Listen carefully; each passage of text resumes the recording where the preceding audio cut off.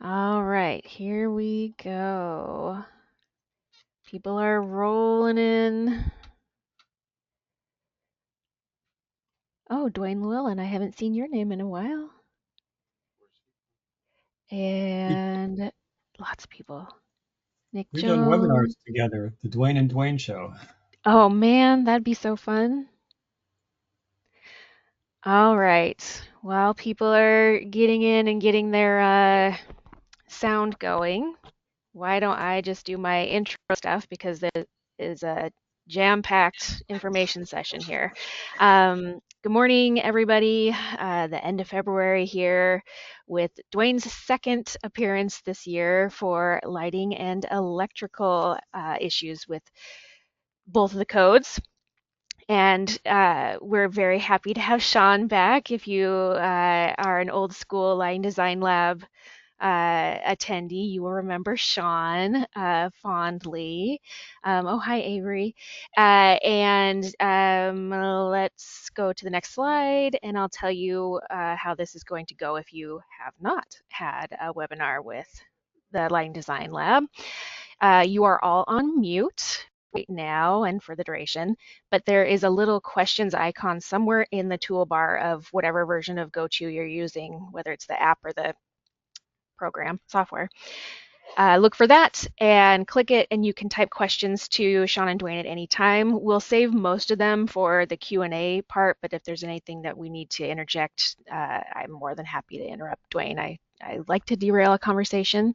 And the webinar is being recorded. So starting right now, you can find this on our website. Give me about a week to get it up. It's sometimes faster, sometimes a little more than a week, but about a week. Then you can share it with your colleagues, rewatch parts that you missed. This part, I know this gets rewatched a lot, the opening part. And then after class, take the survey, please. And just there's a little distinction. The questions icon gets you to the questions tab, which gets to us. The chat icon is there, but you won't be able to do anything with it. I'll push out a few messages in the chat, like appropriate links, but you can't do any chat. You can do reactions. We learned in the past couple ones, you can put a thumbs down if you want. You can clap if you want. Um, oh, and Brad just asked, are there CEU credits available? Self-report, yeah, I can email you a certificate after. Just shoot me an email at katie.sealing@seattle.gov or Lighting Design Lab at seattle.gov, and I'll get you a certificate. All right, I think that is all I have for this morning.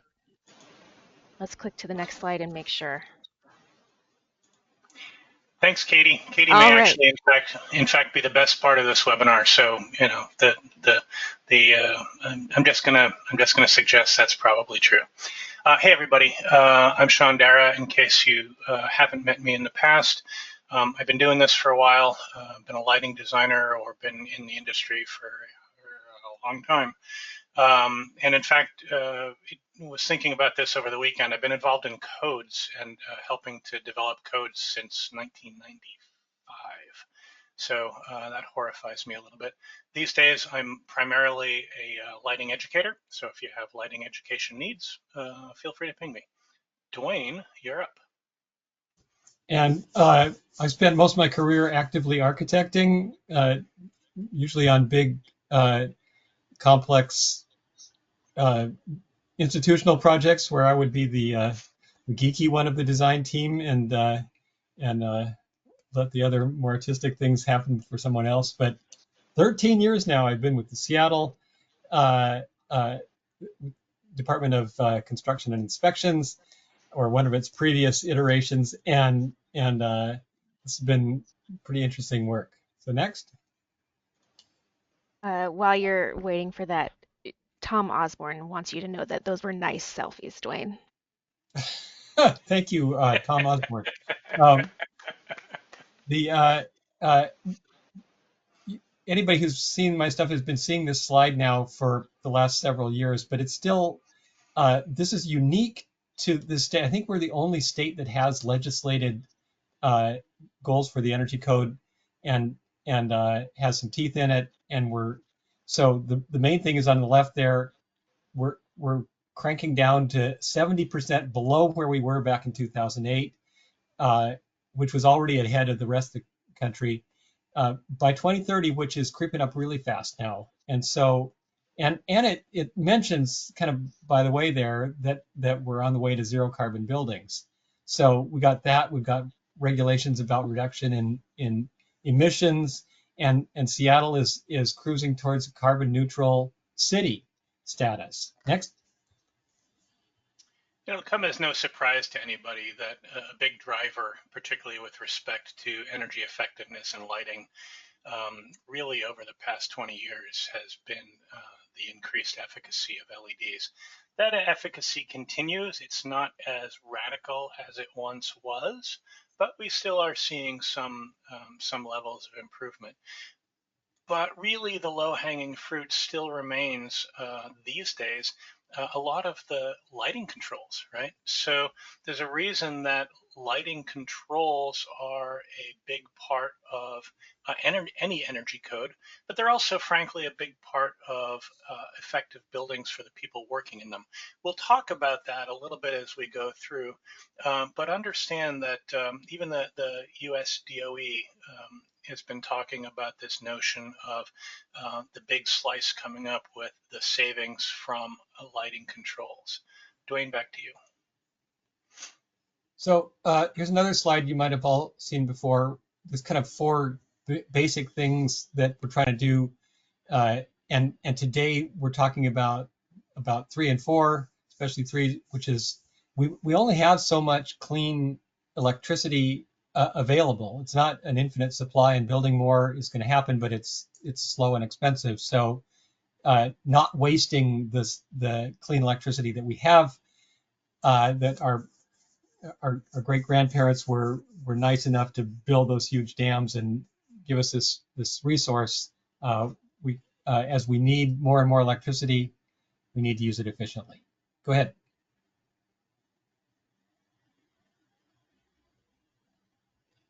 A couple things in the mechanical side that we're still with no electric resistance or fossil fuel combustion for space heating. So we also have, you see parenthetically under that, unless you're using the fossil fuel compliance path that's now available in the state and city codes, which allows you to go ahead and use fossil fuel, but compensate for the lack of efficiency by doing more other things.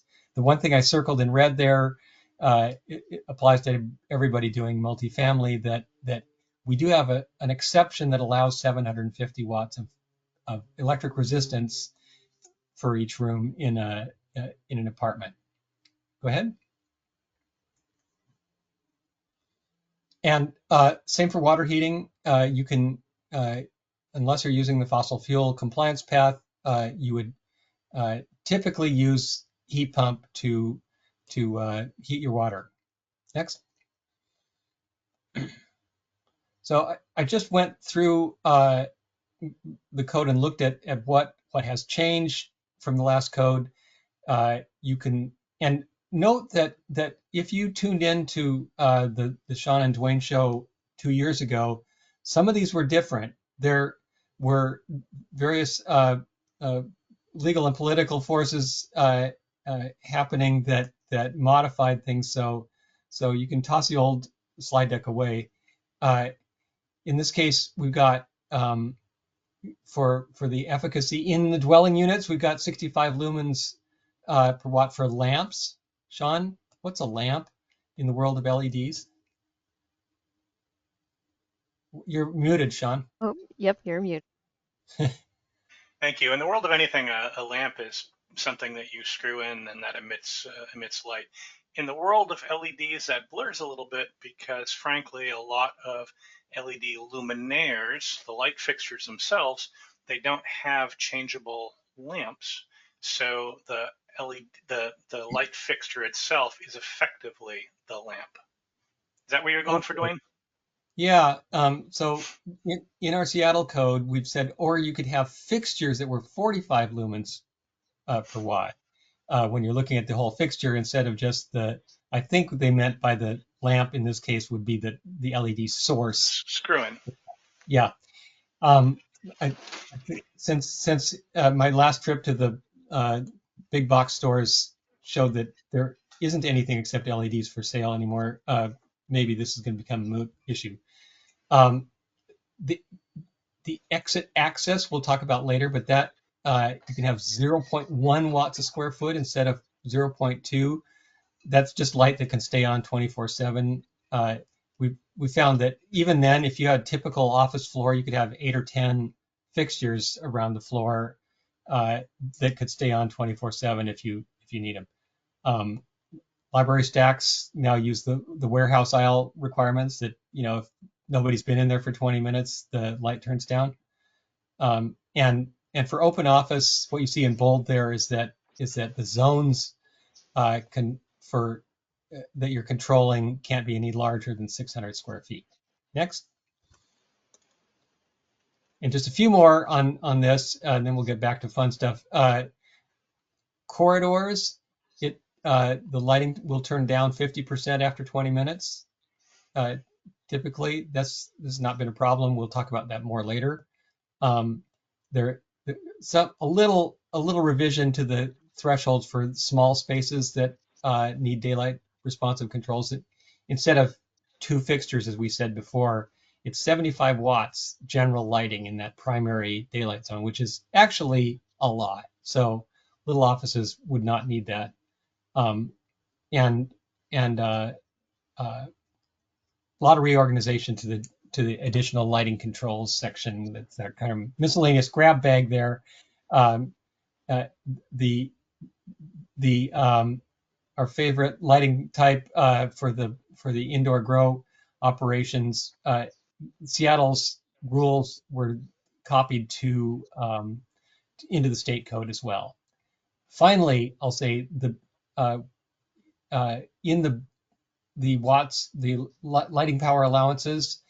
Uh, People for a long time have not used the building area method. It was more restrictive, but they've lined that up so that the building area method values should be about right for comparing with the space by space. Next.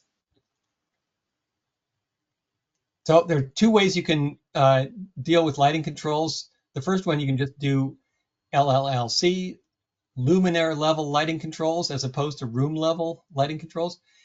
Or you can do that whole thing in the red box there with all the different kinds of sensors and controls. We'll discuss this more later. Next. Actually, we'll discuss it a little bit now. Okay. Quick bit of review for folks that may not be controls mavens. There are a number of typical control strategies that you would use on a given project. Any large scale project, in fact, the one you're looking at, San Francisco Public Utilities Headquarters, every single one of those control strategies that's listed there is used somewhere on that project. It's a 14-story urban office building. Not terribly unusual in that regard. If you want to learn more about network lighting controls fundamentals, I'm pretty sure there are still some of my recorded classes from the Lighting Design Lab available. In fact, there's a YouTube link there that you can go to follow to at least one that I'm pretty sure is still there. But there's a lot of information out there, and there are a lot of reasons that we wind up using lighting controls. We're talking about a codes class, and that's great. We're trying to save energy. We're trying to meet the code. Those are great. But there's a reason that I have energy savings and energy codes listed at the bottom of that list of why to use lighting controls. The reality is what we call the non-energy benefits. Those are the real reasons to use it. You're creating spaces that are more flexible, more productive, better looking, easier to maintain. Those are the key things. The energy savings, the energy codes compliance, fantastic, but it's the icing on the cake. And in fact, in January of 2023, DLC, Design Lights Consortium, released a little bit of information about how to evaluate some of the non-energy benefits. So take a look at that if you haven't seen it so far. So let's go through this just a real quick little bit. A typical school space, right? So we've got a school space. It's got a corridor with double loaded classrooms and let's say a lab space there. We've got an office, a prep area, some storage. Fairly typical kind of school space. How do we start to think about that in terms of the controls required now by code? Typically, you're looking at occupancy or vacancy sensing, daylight harvesting, right? So we've got daylight dimming, preferably, and in some areas, like for example the corridors, we're talking about potentially scheduling, but we're also talking in corridors now about occupancy sensing. So these are our spaces, right? So we've got a little bit of view about what some of those spaces might be. Now, a traditional networked lighting control approach might look something like this, right? We would add in occupancy or vacancy sensors into each one of the spaces. Notice in the larger spaces like classrooms or the corridor, we would typically want to have um, multiple sensors so that we had coverage over the entire area. And whether it's an occupancy sensor that turns the lights on and off, or a vacancy sensor, which you need to press a button in order to have something turn on, and then it automatically turns off, that's a little bit of a judgment call in some cases as to which one you prefer.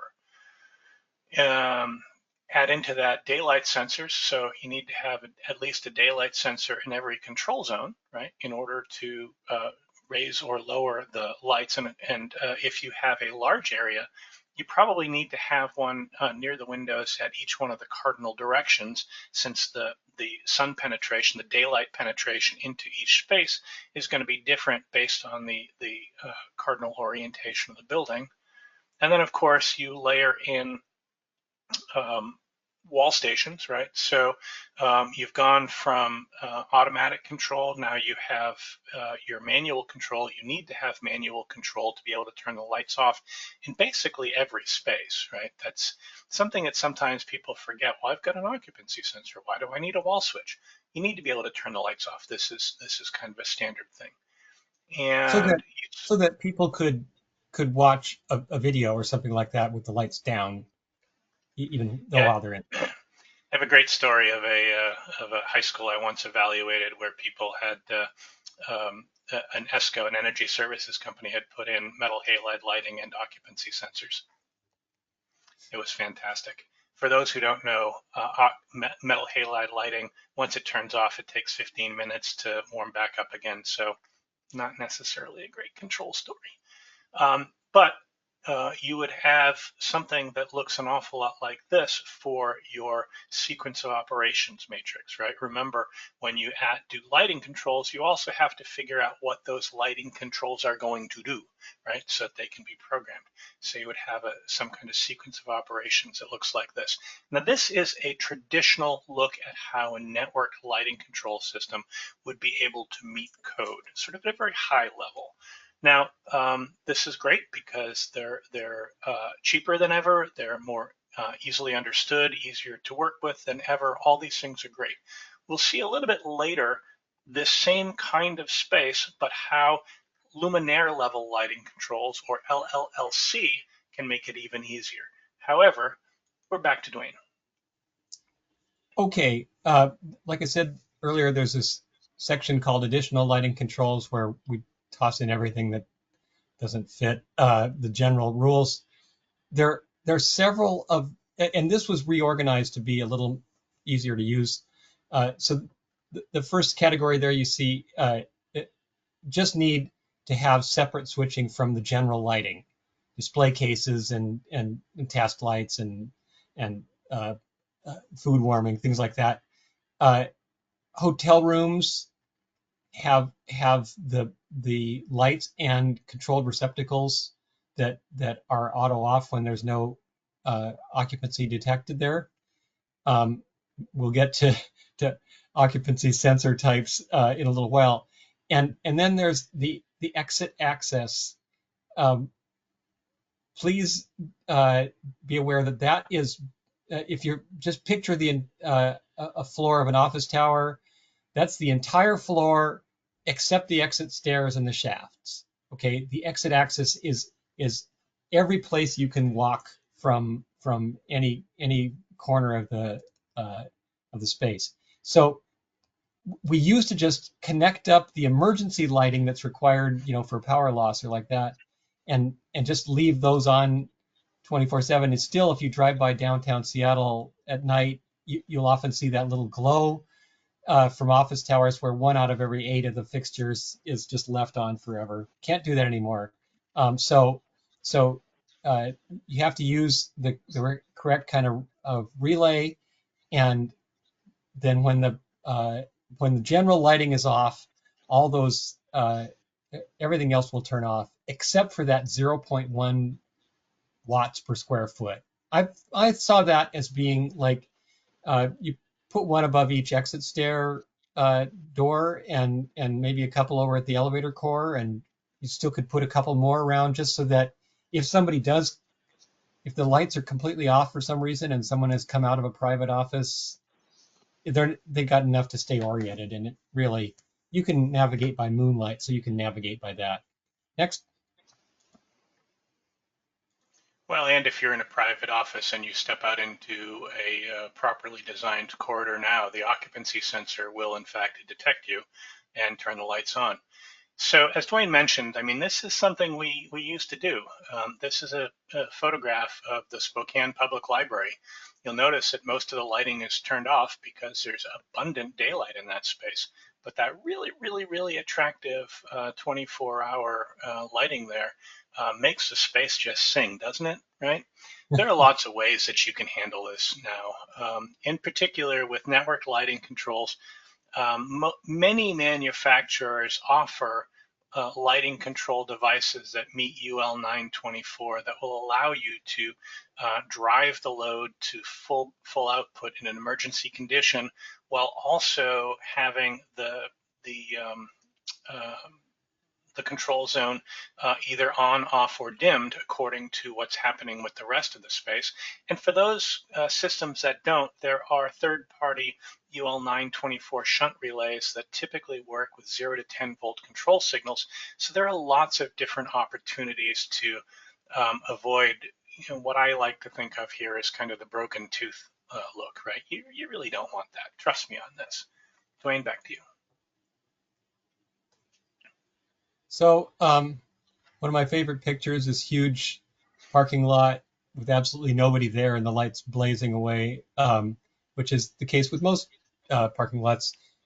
So exterior lighting controls. So obviously you have to have, well, I say obviously, but I have plenty of pictures of lights on during the day, but during the daylight hours, the exterior lights have to be off. Facade lighting and landscape lighting in particular have to be off for 6 hours a night. We used to say midnight till 6, but who knows? Outdoor parking areas, like you see in the picture, would have a 50% reduction in the lighting power after 15 minutes of nobody being there.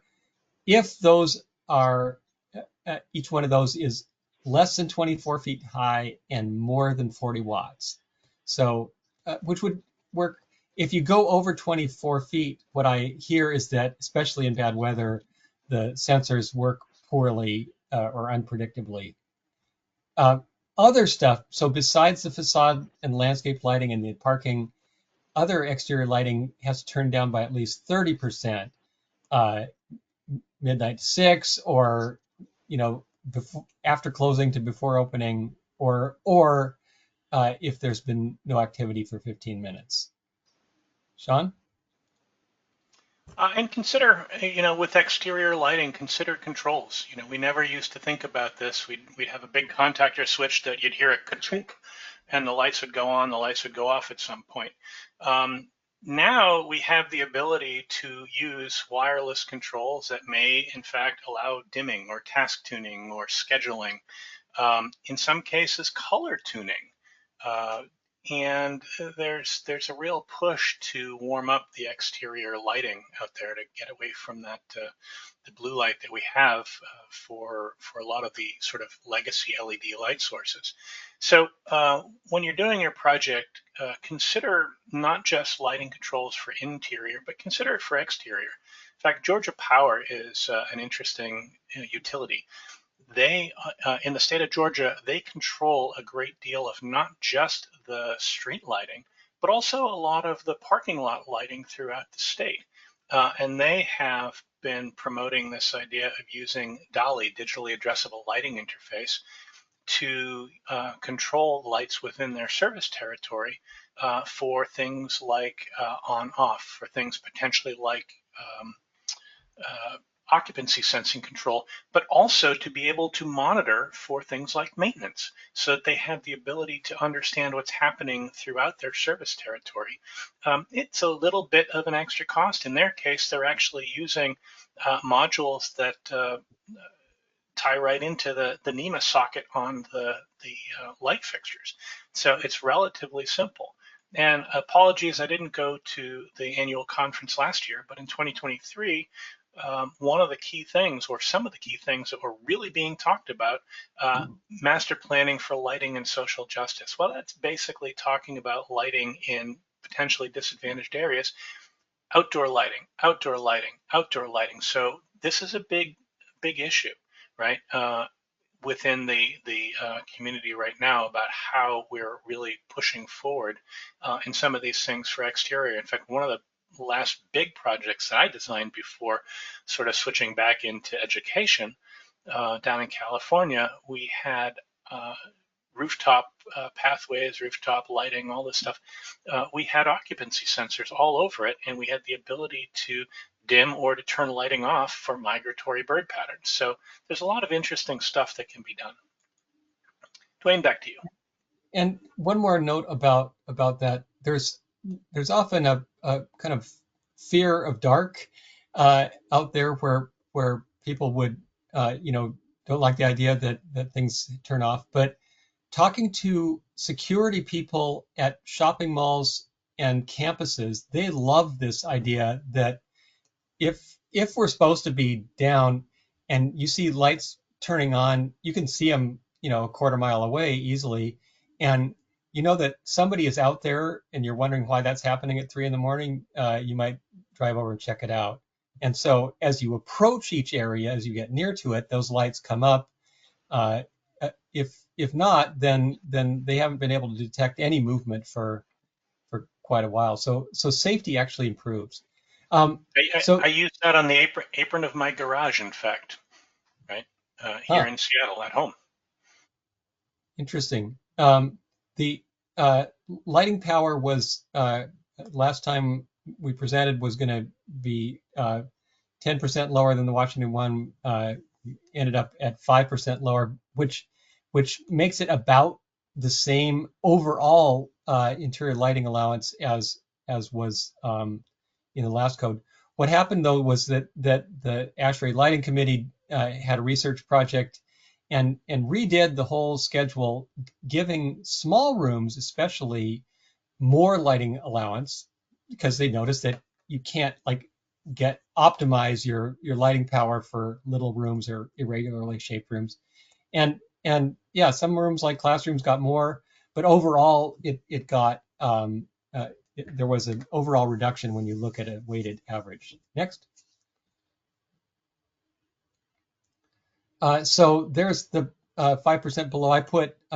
I got classrooms. So unless you're in jail, the classroom would be that otherwise category. You can see that the Washington State Code gives you 0.71, and Seattle brings that down to 0.68. And as Shaun will point out in a little bit, this is still no problem.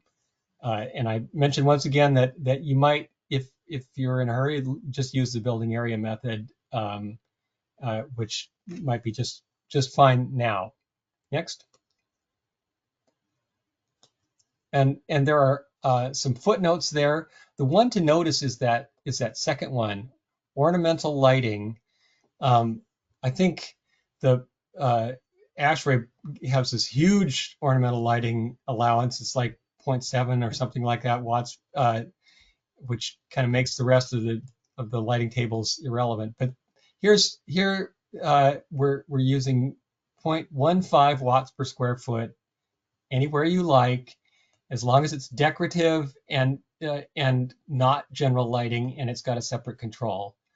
By separate control, you could have those off while the cleaning crew is in or something like that. You don't have to have them on at the same time as all the other stuff. Next, please. Well, one more. Corridor, could we go back? Just note, corridors, we put in that 0.25 watts per square foot extra. That came about because somebody challenged me on being able to do a hotel corridor with those decorative light fixtures. They like to have the sconces along the wall, and it just wasn't possible under our other allowances. So if you want to do a nice corridor for some reason, that option's there. Next. And the retail allowances shrunk a little bit, I think, but there's that same formula there that if you're doing retail, you can add for the different types of stuff. So it's different if you're a different amount if you're selling jewelry versus selling cars. But in each case, you can add those to your overall lighting allowance. Next. So one of the things that that we've kind of perennially heard is that it's not really possible to meet energy codes and do effective lighting and all this other good stuff. I can tell you, I can count on my right hand the number of times I've really had a problem meeting code, and I've designed projects on 5 out of 7 continents. So it's not terribly. I mean, you do have to think, you do have to pay attention. Here's a few examples, right? So this is let's say a typical office, and in fact, the photograph is office lighting from one of the large software companies that is somewhere near Seattle. Anyway, so this is a sort of typical look at it, and this is using 2-year-old. I haven't redone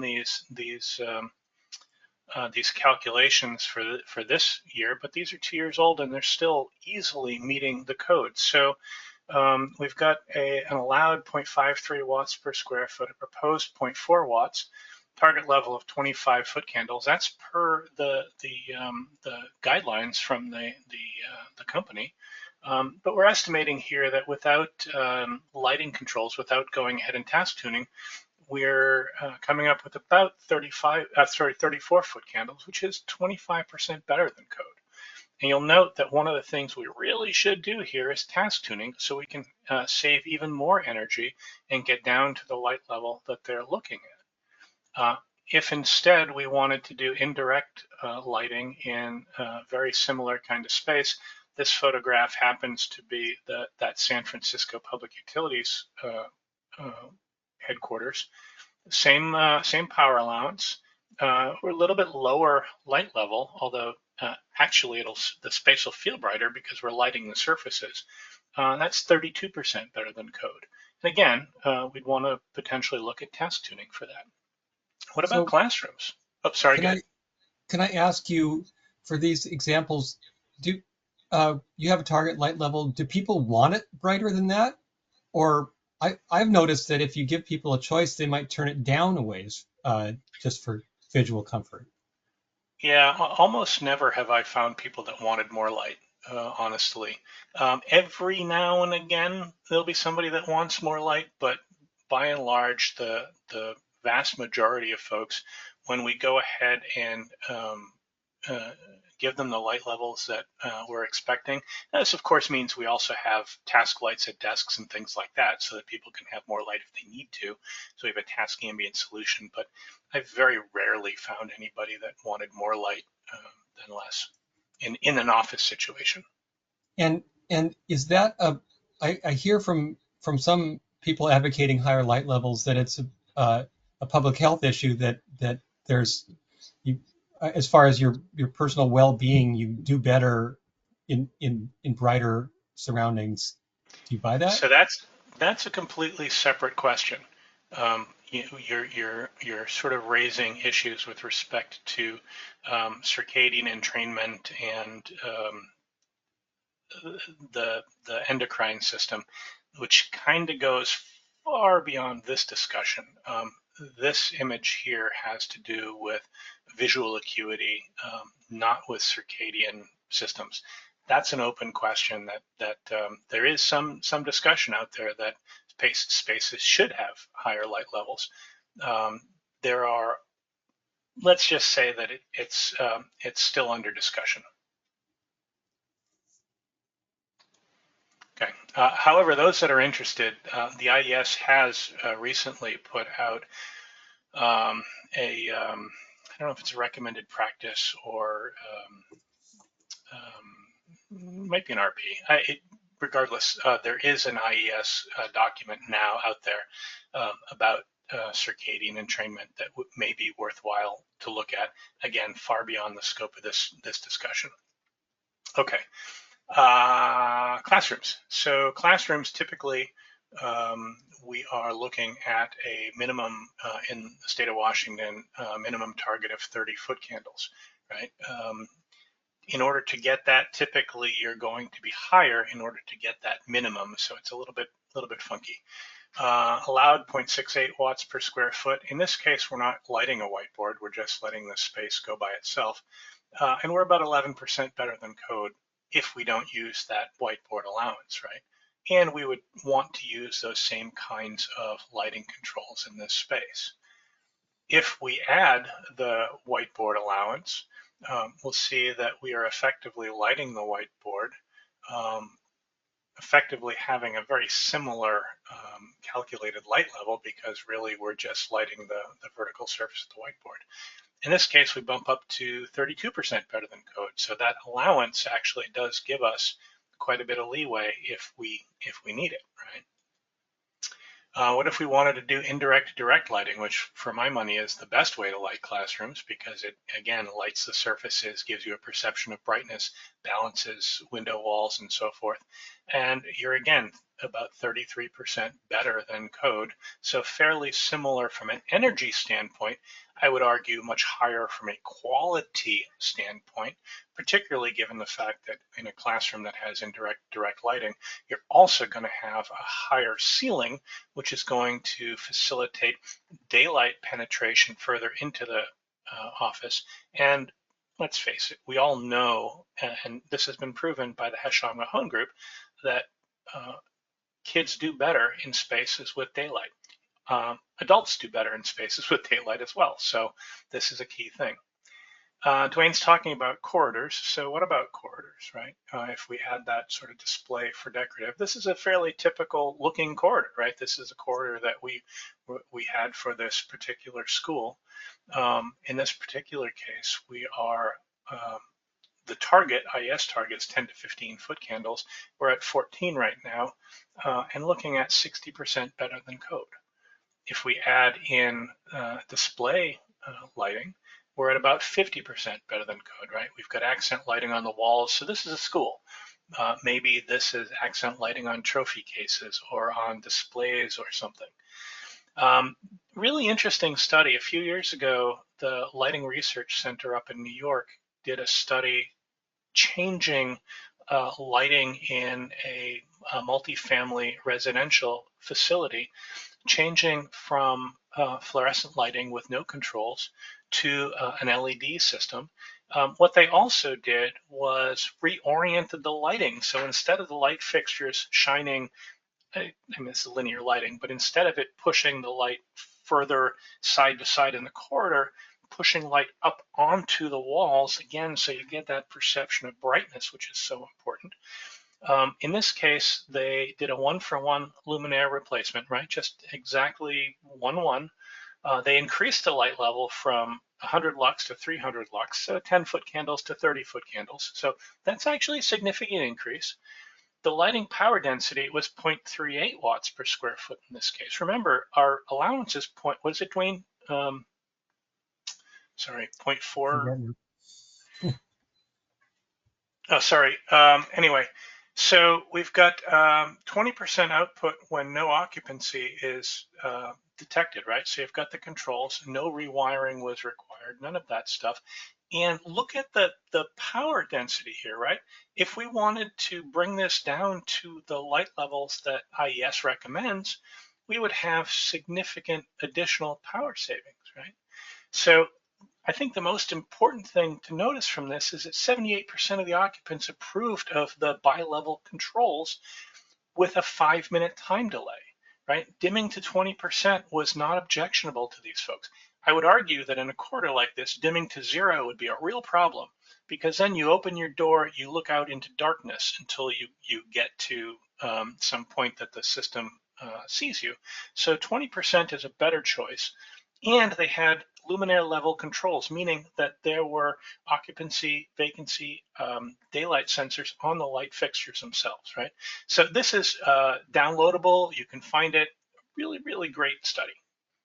Duane, Shaun, back to you. does the light level just click down to the 20%, or does it fade up and down? I suspect that it fades, although I'm not sure right now. Most LLLC systems would be sort of set up to have it ramp down, out of the box would have it set up to ramp down over a few seconds, right? Thank you. That would certainly be my preference. So antimicrobial, we used to call it germicidal. The current code says antimicrobial, but anyway, that is available. It's an exception, so you don't have to add it to your lighting power. And given that people are still pretty hyped up about whatever the next pandemic is going to be, it's something to discuss with your client. You might want to put that in the ductwork or someplace else where it's going to be able to clean little bugs out of the air. Go ahead. Here we are back at our favorite indoor crop. If you look at that diagram at the bottom that I drew, that lump in the middle is the light spectrum that we humans see. And then you look at that bimodal line behind it, that's what plants see. Most of what plants see is not what we can perceive at all. And so this is a different, instead of lumens, which are for humans, this is using the micromoles per joule that looks at that whole spectrum that's visible to plants. It does exempt really small grows, and then in Seattle, per request, we put in a separate and less stringent category for decorative plant lighting, like you have in your hotel lobby or something like that, because that stuff you see in the picture is not especially attractive for the hotel lobby, even though the plants just eat it up. Next. For those who really want to look into more of this, PAR stands for photosynthetically active radiation, has literally zero to do with the human visual system. And trying to understand plant lighting using lumens, which are literally calibrated for your eye, is not possible to do. Next. Okay. We require, this was a Seattle thing that's now in the Washington State Code as well. So for open office spaces over 5,000 square feet, would have to choose either the LLLC or a network lighting control system. I used to tell everybody that the network system was really expensive and only for fancy situations, but apparently that's no longer the case. We have seen a couple times contractors have come in to ask for a no-cost change to go to LLLC instead of wiring up all the control devices that you'd otherwise have to do. So they're getting more economical, even though the fixtures themselves are more expensive. Okay, so next. So luminaire level lighting controls, that just rolls off the tongue, doesn't it? Um, Someday we'll find a better acronym for this. Essentially, the idea is LLC is a subset of network lighting controls, right? Uh, Imagine that you take all of the sensors and potentially some of the logic and wrap it into the light fixture itself so that every fixture has essentially everything that's required in order to meet code, right? So this has a lot of potential benefits to it. It does have a slight cost.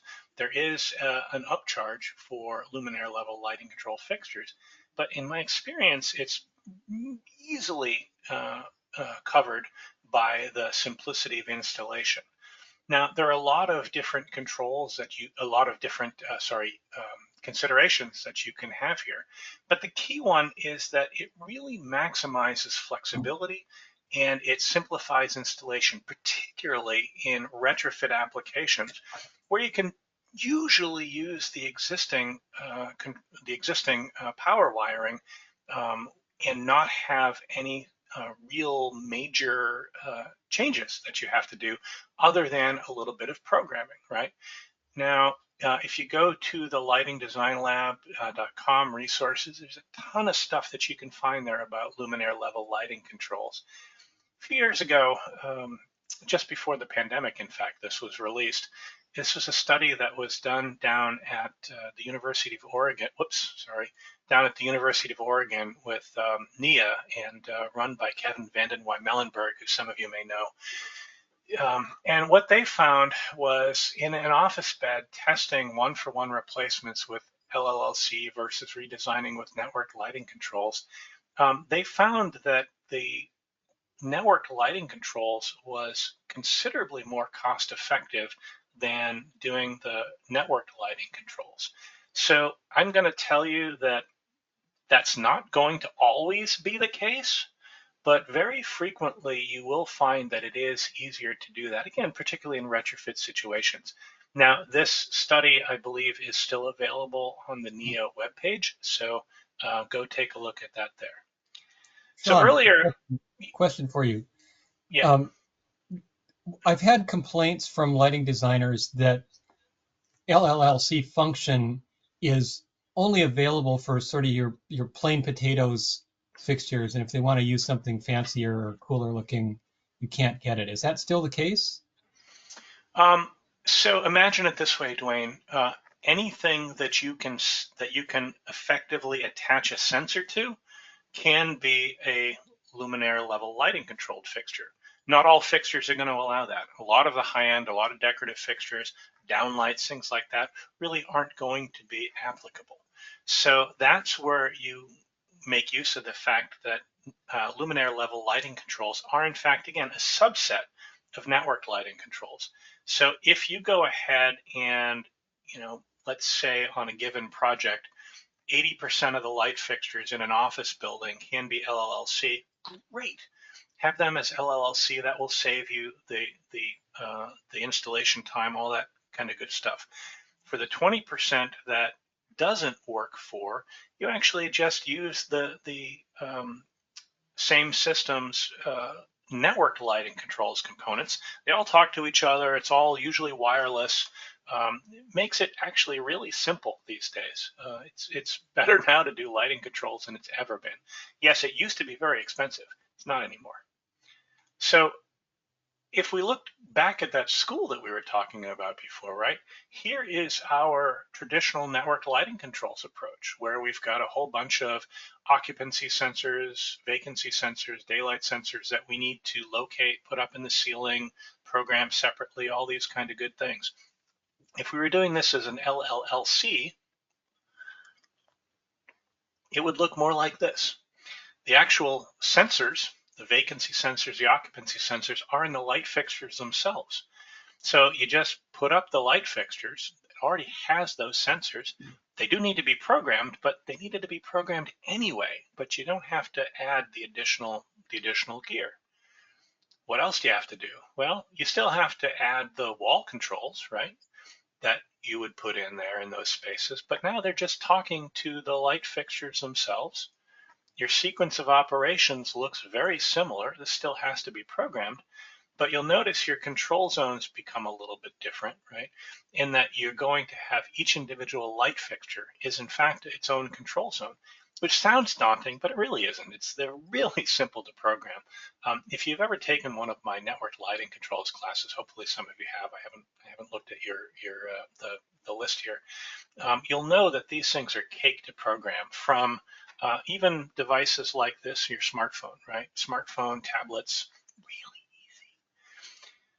If you, again, want more information about some of this stuff, the Lighting Design Lab has a bunch of best practices information, some sheets that we put together with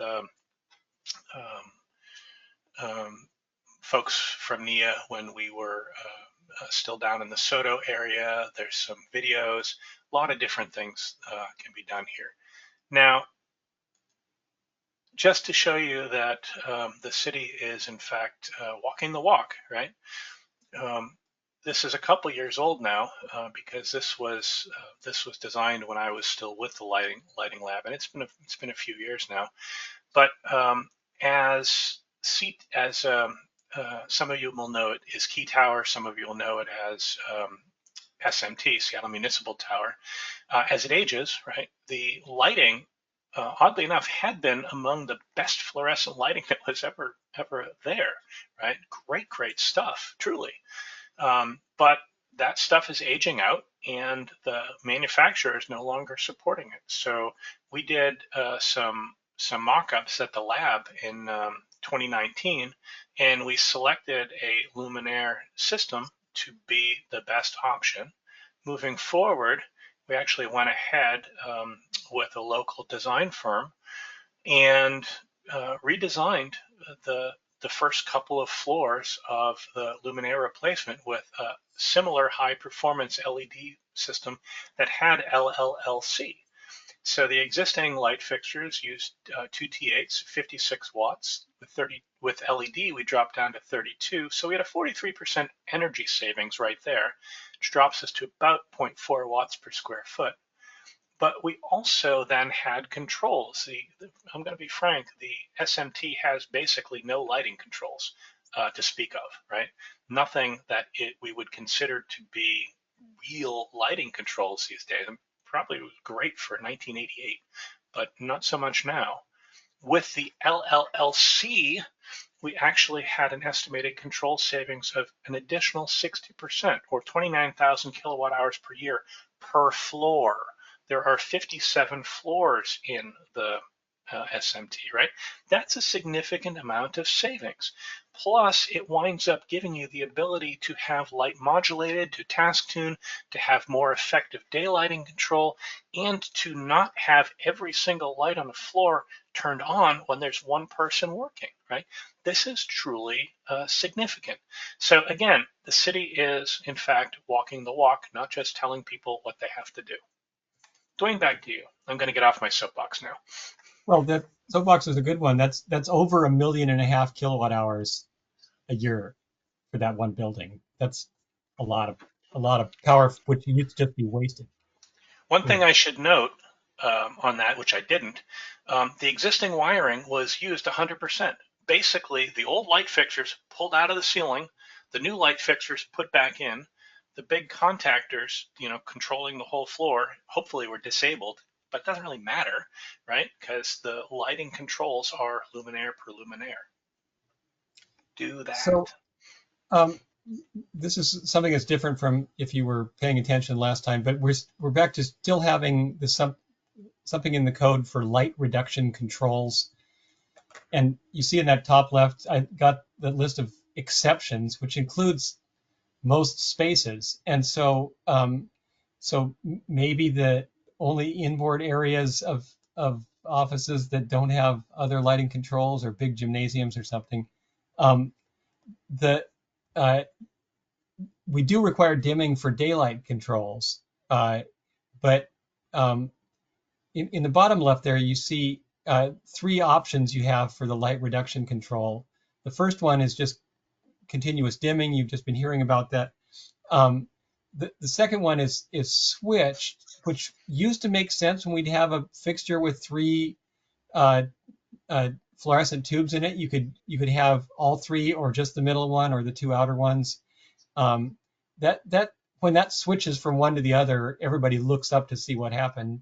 Um, and then you could also switch alternate rows, which is just horrible because you end up with a big contrast between dark and light spaces, but it's still supposedly an allowable thing there. And probably makes Shaun cringe. Next. Yeah, so the real question, why dim, right?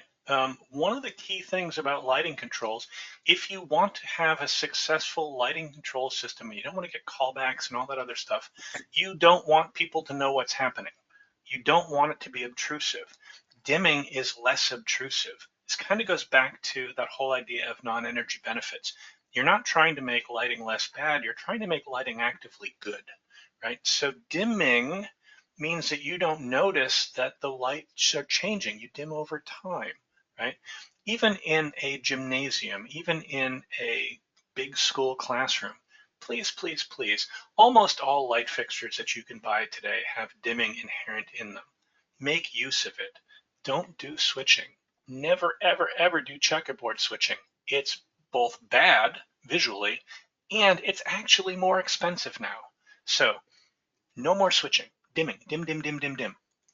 All right, with respect to that, Duane had asked me to also mention something about occupancy sensors.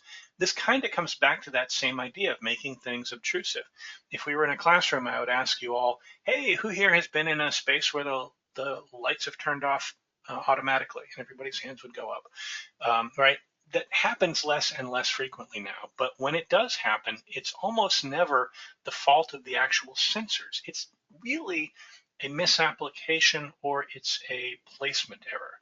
So occupancy and vacancy sensors are basically the same thing, right? One manufacturer, I know they're different SKUs, but everyone else, it's a programming issue. Occupancy turns the lights on when you enter a room. Vacancy sensors, you need to press a button in order to activate the lights.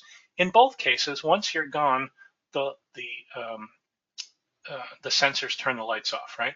So there are two dominant flavors. There are a couple of others out there, but the dominant flavors are passive infrared, which is basically an infrared camera that is segmented, right? And it's looking for motion across the segmented camera system, in which case it says, okay, somebody's there, great. The real benefit to passive infrared, there's nothing emitted into the space, so it's completely passive. And because of that, it can be battery operated, which most systems now are pushing to that battery operated, unless, of course, you've got LLC. Now, the other flavor is ultrasonic, right? So basically, that's emitting an ultrasonic ping. You can't hear it, but it's emitting sound into the space. And what it's doing is listening to the reflected sound. And it's really listening for Doppler shift, right? Doppler shift is that when you hear a train coming, right? So it's listening for frequency shifts. Now, the benefit to ultrasonic is that it doesn't need to see you, right? With some limitation, but it can be used in spaces that have big obstructions, right? Like toilet rooms, for example, right? So the biggest thing about occupancy sensors is that you need to pay attention to their coverage patterns. Most of the time when I've found people have had problems, it's because they're using the wrong sensor, right? You can get sensors that cover different areas, that have profiles that are elongated or square, and you need to pay attention to how you're actually putting them in the space, right? If, for example, you use a wall-mounted occupancy sensor in an office, and I've seen this, I can't tell you how many times, private office, wall-mounted switch sensor, put a bookcase next to it. If the bookcase, if you can't see where the person is working, the sensor's not going to work. So you can either replace that with an ultrasonic instead of a passive infrared sensor, or you can start to do things like using sensors that are mounted high up on walls or up on ceilings. My preference is ceilings. Now, that's not always the case. If anybody's ever been to the truck stop in George Washington, go into the restroom in there. I've never found it unoccupied enough for me to take a picture without being creepy. So go in and look for yourself. There's actually a wall-mounted occupancy sensor, like a switch up on the ceiling to cover that space. Now, the big bugaboos with these things, um, in restrooms, typically don't use passive infrared. I have a couple of times when I have had a lighting control system where I didn't have an easy option to add ultrasonic, in which case basically I put one battery operated pack above each stall, right, so that you can do that. Typically, you want to have ultrasonic in restrooms in these places. The one place you don't want to have ultrasonics is in places where you have a lot of airflow, right? Don't mount them near HVAC systems, and don't really be careful using them in labs, because places like labs have high airflow, and when that air starts roiling, that really can muck with the Doppler shift in the sensor. So there's a quick 2 minutes about occupancy sensors. Duane, did that cover what you were hoping? It did, and you don't have to choose between the two flavors, right? There are combo units that do both the PIR and the other. There are combo units. You're right. They're definitely you can have them both. Um, personally, I typically choose one or the other, but you can do both. And what do you consider the ideal timeout? I mean, after which they will turn off. That's good. So we used to set timeouts to 20 or 30 minutes, and the reason for that had nothing to do with energy savings and had everything to do with fluorescent lamps and not wanting to switch them too frequently to make them burn out quickly. LEDs couldn't possibly care less how quickly they're turned off and on. So I personally like to set sensors to about 5-minute timeout. In spaces, more or less, depending on the preferences of the people that are there. The goal is to avoid um, false trigger offs, right? That's your goal. If you are false triggering off at say 5 minutes, increase it a little bit. That's fine. Or look at your placement where that happens to be. But typically it's less than that. When you get really down, I mean, there's some people out there that'll say 1 or 2 minutes, and that I think is probably a little bit, I mean, maybe in a private office if you really wanted to save energy, but never ever please do that in places like corridors or things like that. So does that help? It helps a lot. One other thing. Anyway, let's go forward. Oh yeah, I was going to mention, is in addition to toilet stalls, office cube partitions often can hide the occupant from the, and you don't want to have that thing where you have to reach up and wave your hands to turn the lights back on. There's another fantastic argument for luminaire level lighting controls. However, if you've got network lighting controls and you're using battery operated sensors, honestly, they're pretty inexpensive. Sometimes people refer to them as lick and stick, right? You basically just glue another one up to the ceiling to add coverage in areas that you may have missed, right? Relatively simple compared to the old days where you would have to run wire and relatively easy. Thanks. So here's one thing that changed a lot, is that they it was finally realized that in fact technology has advanced since 1986 or whatever, and that we didn't need that much lighting power out. So the lighting power allowances for exterior stuff have been redone, assuming LED, which is basically the way that everybody's doing exterior power. So just be aware that those things change considerably. I'm looking at that base allowance in a typical zone 2. It went from what, with 400 to 280. So a substantial jump, and I presume actually that's conservative. They could have gone further. Next.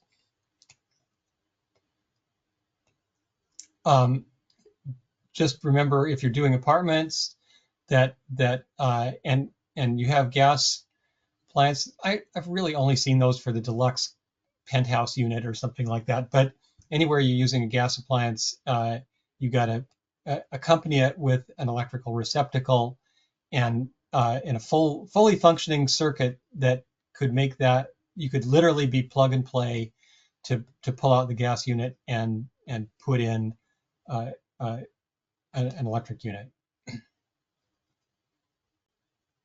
Next. Yep.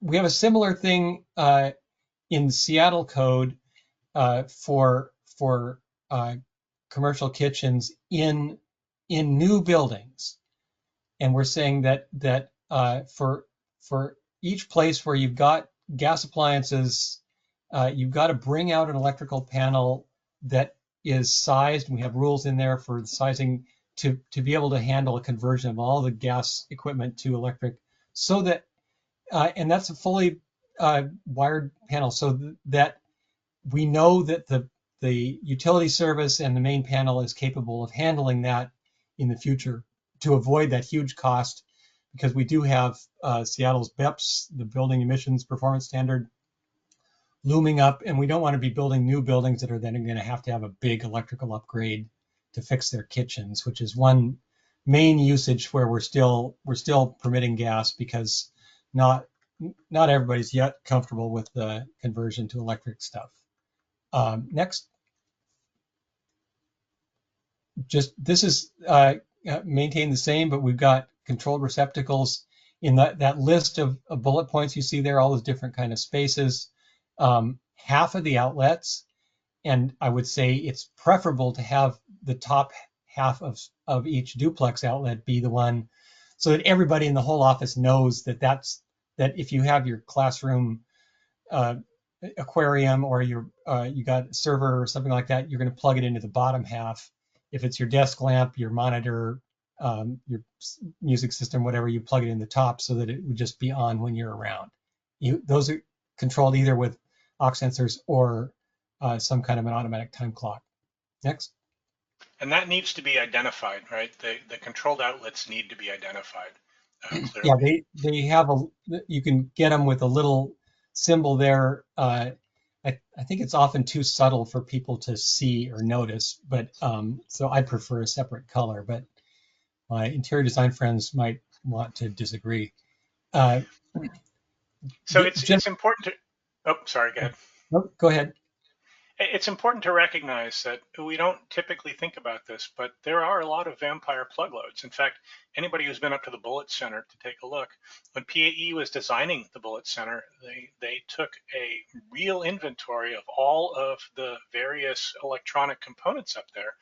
And there was some really interesting sort of looks at how much energy some of the things, particularly things like printers and plotters, right, keeping that platen hot takes a lot of energy. Microwaves after hours take energy. So all these things, just don't plug your CPU in, okay? But if we were to look at, break down what those vampire plug loads might look like, Duane? Yeah, and let me just interject my little. I once calculated out that if we're running our microwave for an average of 6 minutes a day, sometimes not at all, and sometimes more. That little LED clock that comes with every microwave oven uses the same amount of energy every year as the microwaving function does, and that's nothing compared to having a printer in your office. Yeah, this is a real big deal, and something that your controlled receptacles can help control. Now, there are a number of different ways that you can handle that, right? As Duane mentioned, typically occupancy sensor or time clock. Now, most manufacturers of network lighting control systems will offer one of two dominant ways to handle this. In some cases, you can actually get receptacles that look an awful lot like this. This is from two different manufacturers, but note how much they look the same, that will functionally accept signals, wireless signals from the lighting control system. So they basically just become another bit of the lighting control system. If they don't have active outlets like this, basically everybody will have 15 or 20 amp relays that can live as part of the system that will then feed the required outlets, and again, live entirely on either a networked lighting control system. They can be standalone, but let's face it, if you're doing a building today, you should be doing a network lighting control system at the very least. And look at, if you just go back there for a second, you can see what I mean by it. The graphic is a little subtle. That you have to kind of know what that means. It's not real obvious, but if every one of them in the whole building was the same, so the top half was switched, people would learn that. Well, and these you can also, so here's another wrinkle on that. In the actual outlets themselves, you sort of can see my pointer. In the outlets themselves, they can be feed through. So you can have, let's say, one of these smart outlets per room, and then feed your subsequent circuits downstream from them. So however you do it, yeah, you really want to label them. And sometimes a different color is obviously not a bad idea.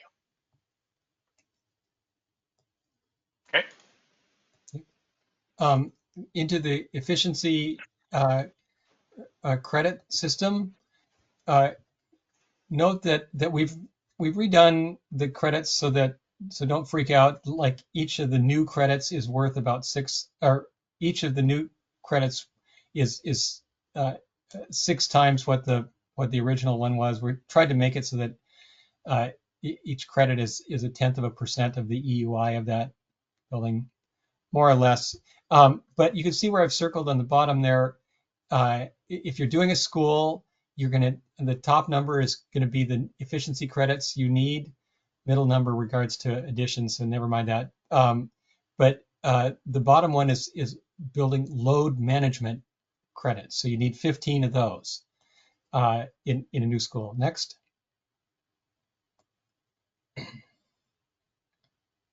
So I've circled some that are sort of lighting and electrical related.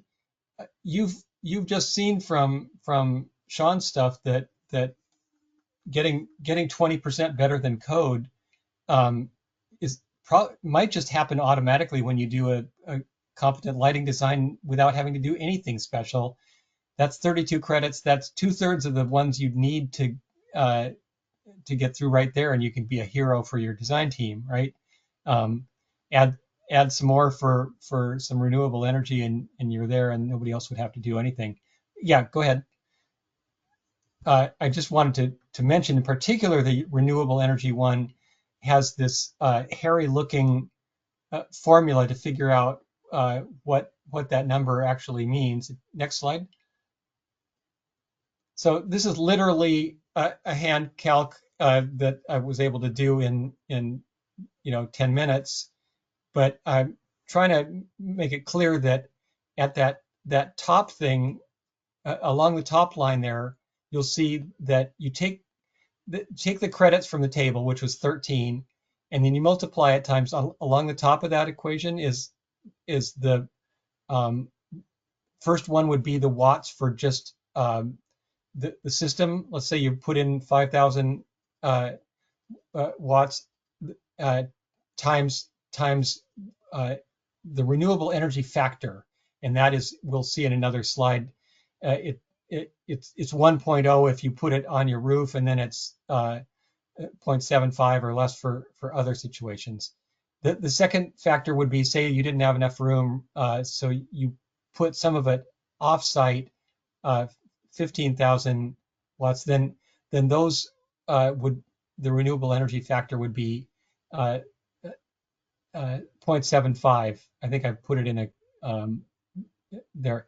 And then you subtract out the last one on the top line is you'd subtract the number of watts that you were required to do by the code. So you're required already to have 0.5 watts per square foot. So you take that away, since we're only counting the ones that we did for the C406. And then on the bottom, it's the watts per square foot times floor area. It's 0.1 watts a square foot times the floor area. So I'm calling it a 25,000 square foot school. So I've ended up with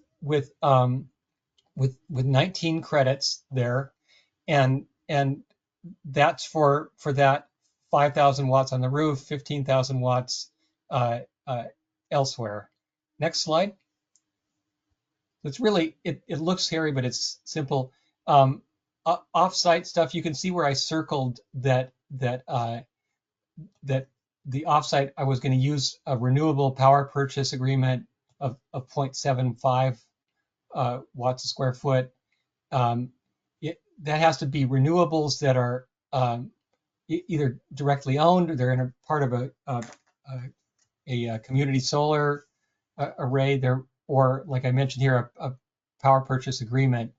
They have to be part of the Western Interconnect. If you look at my little map in the top there, that orange part that extends all the way through Western US and Western Canada, that, and actually a little into Mexico, I think. That's the Western Interconnect. So your renewables would have to be put somewhere there. Next. I mentioned load management credits. These are things that are going to be grid friendly, that we're going to be assigning to buildings to make sure that as we electrify everything, we're not overpowering the grid at peak hours. So there's a lighting load management one there. And I think that one is the one that says that 3/4 of your general lighting would be controllable, so that at a signal from a utility, which you don't have to build in yet since the utilities don't like it, but they'd be able to reduce that power by 20%. You can imagine that if you took my building, that municipal tower, doing that all 57 floors by 20% is a real boost, which you just have to have long enough going to get them stabilized and onto other energy sources. Another one would be electrical energy storage. If we're starting to see battery costs come down, but if there's a storage system, you could get a lot of credits. So why would you need 72 credits ever? One thing is that utility programs might be redesigned to look at this and give credits for people that do more load management or more efficiency using this credit system. Next.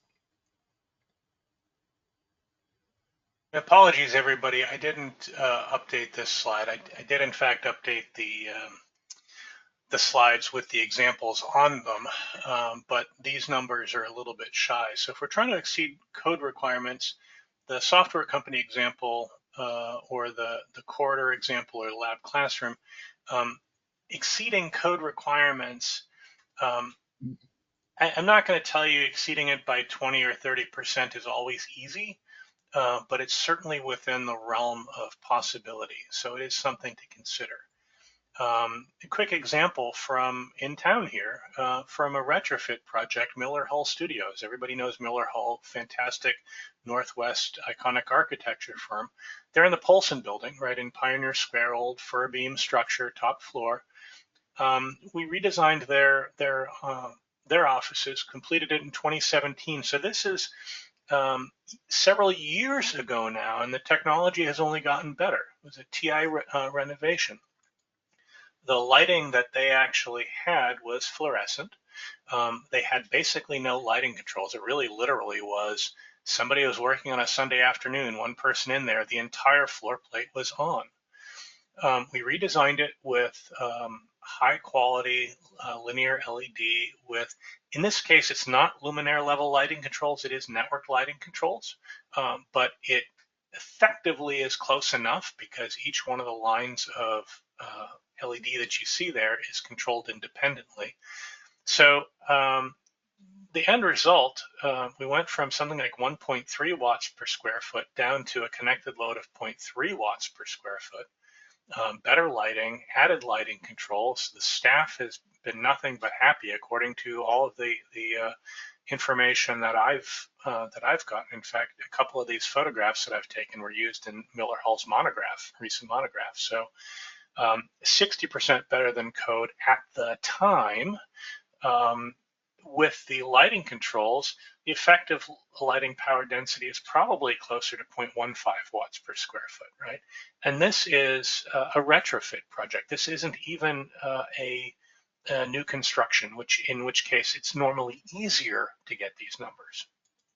So if somebody tells you that they just can't get to a 20% reduction, you might want to look at their calculations. It depends on the project, but yes. So take a look at solar here. The first thing is solar readiness, and that it typically means that at least 40% of your net roof area would have would be set up so that it could handle solar in the future. That's structurally and whatever. It's 40% of the net roof area, so the net area is the whole roof, and then you subtract those various things that you see in the bullet points there to get your net. The solar zone would just be someplace that doesn't have stuff poking up through it and isn't shaded, and can handle that additional dead load. It doesn't have to be one rectangle. It could be a few separate areas, and then every 2,500 square feet, you put a roof sleeve through and carefully insulate that and cap it so that in the future you can just drop things through without messing up your roof warranty. And then down at the main panel, you need some extra space. Next. And I just want to chime in here. We got 10 minutes left. Yep. 10 minutes left. Okay, good. So just make sure that you handle, if it's a tall building, the wind's going to be higher. Be careful. You can't necessarily just have a ballasted system. You might have to pin it down to the roof better. Next. You need, this is just to illustrate that you're going to need some extra space for the future solar if it's not installed at the beginning. Next. I mentioned we got a basic code requirement of 0.5 watts a square foot. In Seattle, we redid the exceptions so that we say you can get additional efficiency credits instead of whatever solar doesn't fit on the roof. For offsite renewable energy, you could do that instead, only for that portion that doesn't fit on your roof. And you can also, let's see, there, I think I have another slide regarding affordable housing. Go ahead. So we're starting with the 0.5 watts, but we're saying affordable housing does not have to do this. And people who don't want to do it on other buildings can opt to gift their obligation to an affordable housing thing. The most popular way to do that has been to just send $2.50 a watt to a state agency solar program. Next. And so that's just showing that once you're over 20 stories, you'd start to run out of roof space to be able to make this happen. But it's really not a sizable demand on your roof space for buildings that are say 12 stories and under. Next. You can do this to just make sure that you have defined solar areas on the roof. That's required to just show that on your roof plan, and the best way to do that is to consolidate all your penetrations through the roof in limited areas there, and talk to a solar installer early to get that worked out so you don't have unfortunate happenings. Next. So we're going to talk about commissioning briefly here. So to commission the lighting, and we have a threshold of 20 kilowatts wire lighting, or at least 10 kilowatts that's controlled with aux sensors or daylight sensors. And you check all those functions that you see on the screen there, and during normal and backup and alarm and power loss modes. Next. In Seattle, in particular, it's easier for the state. You just say that the owner got the commissioning report. we want to specify that before the completion of the mechanical inspection or the electrical inspection at final, that they've got those portions of the commissioning report in, and for the very final, if we've got unresolved deficiencies, we have to list those and clarify what's happening with any tenant spaces that aren't built out yet. Next. We also require that if there's stuff that's not done on the commissioning, which is almost always the case when people want to move in, then you could either have a temporary certificate of occupancy if it's real simple, it's going to be fixed in a couple of weeks. You could get a performance bond of 2% of that project value that promises to do it in 12 months, or you could simply pull a new mechanical permit and electrical permit with all those remaining commissioning tasks as part of it. This is something that's done typically with buildings anyway as they're closing out. Next. If this is all very confusing to you, go ahead and get a copy of the IAS design guide, which actually tells you all of the steps that you need to do for commissioning. Understand that commissioning and system startup are not the same thing. Right? Sometimes we use the language interchangeably, but it's not. But this is a great guide for that stuff. You're really going to be wanting. You don't have to do that. You can actually just make sure you're hiring somebody to do the commissioning that knows all those rules. Absolutely, hire a commissioning agent, but absent that. So these are some of the things that you need to pay attention to, right? You need to look at your sequence of operations. Effectively, you're trying to make sure that the owner is getting what the owner's paying for, right? Making sure that everything's working the way it's supposed to be. One of the steps that nobody ever talks about, commission the occupants. Tell the occupants what they can expect so that they understand how the system's going to work so that they don't mistakenly believe that things are wrong. When I've told people what things are going to happen, they almost overwhelmingly approve of what's going on. So I don't need metering in particular. I want a display that the building manager can look at, comes in on Monday morning, flicks it on, they can see if there's any anomalies happening based on this that's showing energy use over time compared with other energy use, both for the main amount of energy coming in and for each of these subcategories. Next. And each full floor or multi-floor tenant gets its own dashboard that has all the stuff that is within that space. So not central mechanical or water heating systems that are on the roof or something, but is that they can actually deal with there. Next. For existing buildings, you can pretty much leave things alone that you're not messing with, but make sure that the new work meets code. Next.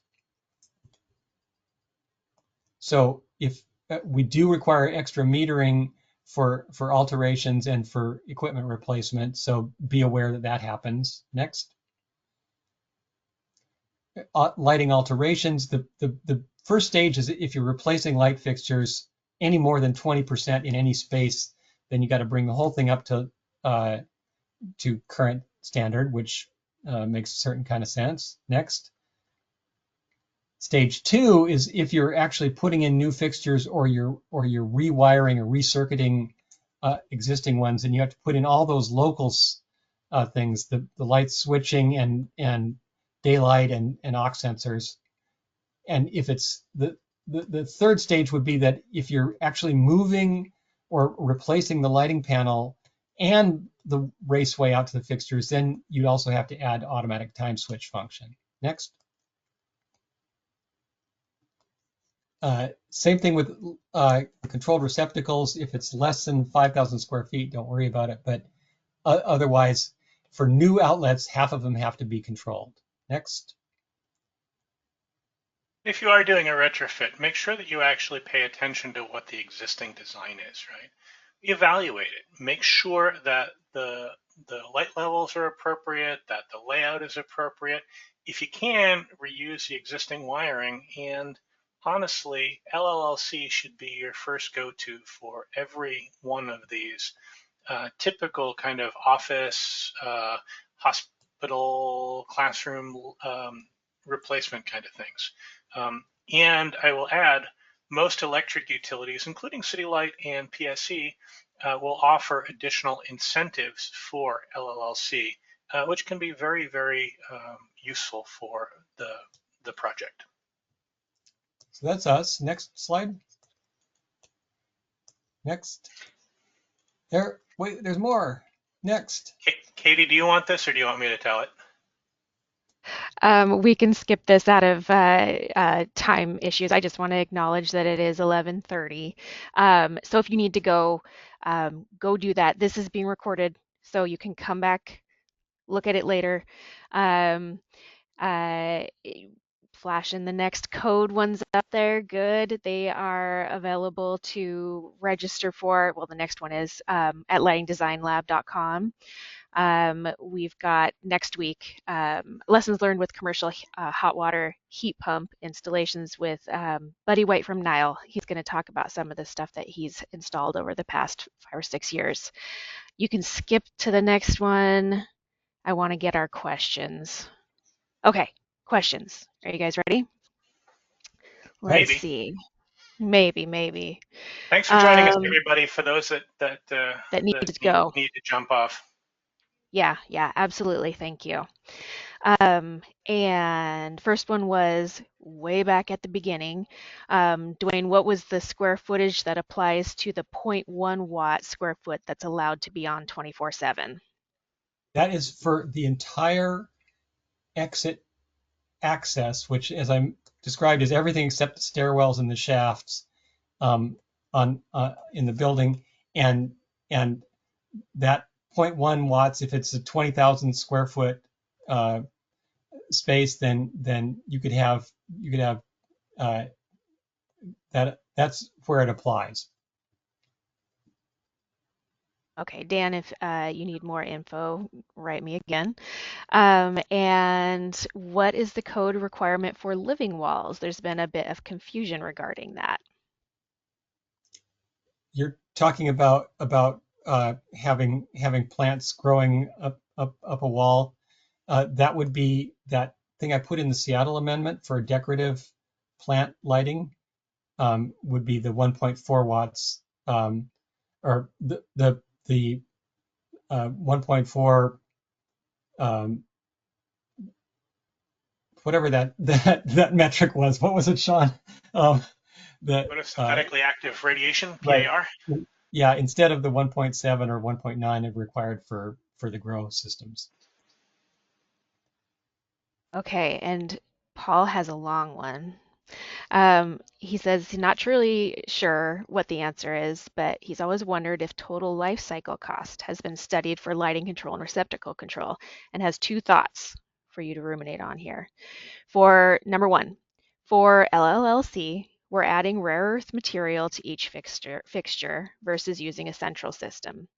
In the school approach, we went from, in the lab, 3 sensors to 27 sensors, including the wall washers, which seems like a lot of extra material, which translates into trucking, etc., etc. For 2, for receptacle control, this one seems even more. In order to do the control, we have to double the amount of copper out to receptacles, which results in more trucking controls. Again, not sure how it pencils out, but curious if that's been studied, the overall life cycle cost. I'm sure someone has. Duane, do you want it?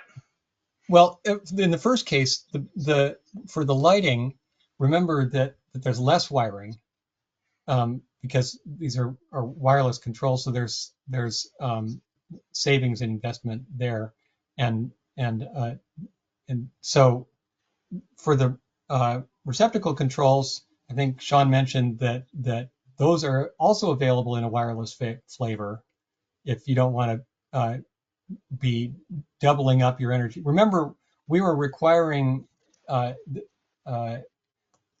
for receptacle controls to just get rid of that vampire load to the extent possible. That's I think a worthy use of some wiring. So all right. Just to add in a little bit of that, realistically, the amount of additional material that you're adding to a luminaire with LLC is pretty vanishingly small. You're not typically adding the entire big sensor. You're not adding batteries and all that kind of other stuff. So I don't know if anybody has done. I'm sure somebody has done life cycle stuff, but I'll be honest. We're 40 plus years into what I would consider to be advanced lighting controls. There was a lot of life cycle stuff that was done at the beginning, but it proved itself out to be such a net positive for energy use that I'm not sure that anybody would even bother anymore because the benefits are so great. Possibly slightly less here in the Pacific Northwest, where we're blessed with abundant hydro, but in parts of the country where they're still burning fossil fuels, particularly coal, releasing mercury into the atmosphere, it's kind of a no-brainer. Yeah. So, Paul, short answer, we're not sure who has done studies. Probably. PNNL is always my resource to look for that kind of in-depth study. Yeah, PNNL would be the initial place there. USDOE maybe as well. Yeah, But Lawrence Berkeley. PNNL Yeah. PNNL does a lot of that stuff. Yeah, and Lawrence Yeah. Berkeley did most of the initial studies with respect to savings of lighting controls back in the late 90s, early 2000s. Okay. Yeah, Francis Rubenstein would be the person to look for there. Place to start for you, Paul. Okay, and then Justin was saying in the 2021 WSEC, C405.1 has removed the dwelling units in multifamily description, which implies that multifamily dwelling units must now have occupancy vacancy sensors and, where applicable, daylight sensors within the dwelling units. Was this intended?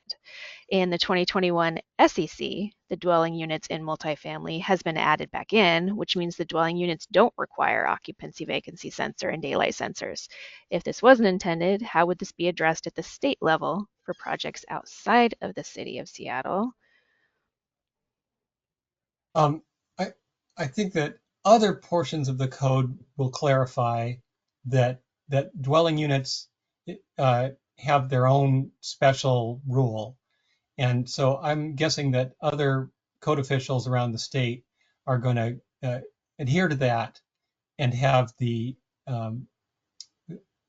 only the parts of the code that apply to dwelling units be applied there. So I think you're still just required to have the lighting efficacy be of your 90% of your fixtures be good enough, and it's extremely easy now to pass that standard. I don't think we've turned down any kind of a dwelling unit lighting scheme ever. Justin just wrote back and said the code doesn't at the state level. I'm guessing he means doesn't define that, or it's not Yeah, easy to find. there's another section of the code that does specifically address dwelling units, and I'm guessing that everybody would lean on that. Do you know what section that is? He was asking if there's a citation that would be good. Yeah, email me and I will. I'm easy to find. I will get back to you right away with that. Shaun, do you want to navigate back to Duane's email on the slides? And then Justin, email Duane. And then the next one was, And it's where did really, it you don't go? need to navigate to that slide because it's Duane dot, yeah. dwayne.jonlin@seattle.gov. It's really easy. Yeah. If you know the city emails, you just need the person's name. Duane Llewellyn, Duane, the other Duane, was wondering if the area of the PV installed to comply with C411 can be deducted from the 40% solar readiness area. Ask that again. Okay. Can the area of the PV installed to comply with C411 Oh yeah, That that that protected. the solar readiness area can include any solar that you've got. Cool. And then do controlled receptacles require commissioning regardless of the lighting control thresholds? No, that commissioning of the controlled receptacles is triggered by the lighting. Uh, so it would be in that same uh, within that same threshold. Okay. Does lighting load management credits, do they require a building automation system or is a standalone lighting control system capable of receiving an external signal acceptable? Do you want me to ask it again? Yeah, Okay, so the lighting load management credits, do they require a building automation system or is a standalone lighting control system that is capable of receiving an external signal acceptable? I don't think we specified that, so I think a standalone system would work.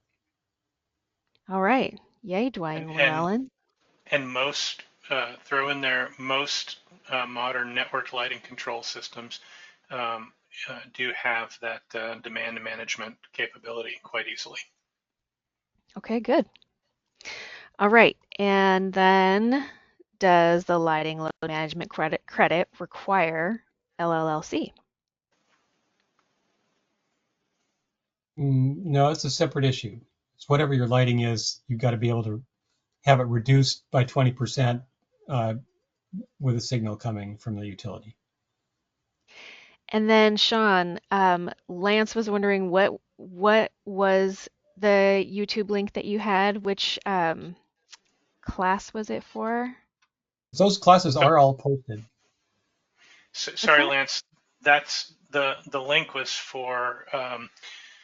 I'm gonna guess it's probably for either a 4 hour or 8 hour um, network light fundamentals of network lighting controls. Basically, a an online version of my network lighting controls class, more or less minus the hands-on component, the interactive component. But if you go to the Lighting Design Lab webpage and go to education, you'll be able to find that there's a large variety of recorded classes, including this one, Yep. over the last bunch of years. And I'm sure Katie could also point you to that stuff if you had more questions. Yeah, Shaun, and those are everything since organized by 20. year, and so um, do you know which year approximately we'd be talking about, Shaun? Oh, I don't offhand. Katie, when did I Okay. leave There the are, yeah, there's a network lighting controls fundamental from April 2022, from March 2021, and July 2020. Those are all still up there. So choose which one you want, binge them, a Netflix binge day of Shaun's, all three of Shaun's two-part network lighting control fundamentals classes. Get some popcorn. I hope you Um, don't. and then last one, um, this is another thank you one. The NEC is totally over provisioned. Buildings, office buildings, run in the 30% versus code. Now we have to go above this, wasting more copper/material. Has there been an issue with buildings designed in the last 15 years? Should this not just be a requirement for City Light to have capacity, since the services are way oversized anyway? Thoughts? Are we talking about that requirement for having a panel for the kitchens? Yes, in relation to the service to meet electrical cooking loads. Yeah. Yeah, I do have a bit of a problem with the way that the mandatory sizing for electrical systems is set up. Um, the That's worked out well for retrofits because there's a huge amount of power available left over. But I think that we need to make sure that uh, we can put in electrified kitchen, and that's a much bigger load than, like by a factor of 10, than we'd get for office areas. So it needs to be handled. I don't, it's not a lot more copper, but there's a potential that it could bump you from one uh, size of service up to the next. I should say, there are some provisions in the code, and I'm not an electrical code expert at all, but that do allow for some newly available gear to be able to switch between functions. So if it might be that there are loads that don't have to run simultaneously that could end up sharing a circuit that way. All right, that is all of our questions except for are there CEU credits available for this? I want to reiterate again at the end. Yep. Shoot me an email or lightingdesignlab@seattle.com, .gov, and I will email you a certificate to self-report. And again, this has been recorded, so it will be available on our website, lightingdesignlab.com. And thank you once again, Duane and Shaun. Thank you very much for all of your expertise and stories. We love them. And any last minute things, Shaun, Duane? You asked them to take the survey. Where are they going to automatically get the survey? Thank you very much. Are you a marketer? When the website, when I close this, the whatever browser you're in will pop up a little survey. It's really quick. Give us your thoughts, what else you want to learn about, and we appreciate that. Sounds Thanks, good. everybody. If you Right. have questions, feel free to ping me. My email is there as well, and I will do my best to keep an eye on it and respond if there are questions. Great. Thank you, everyone, for hanging in there. Have a good day.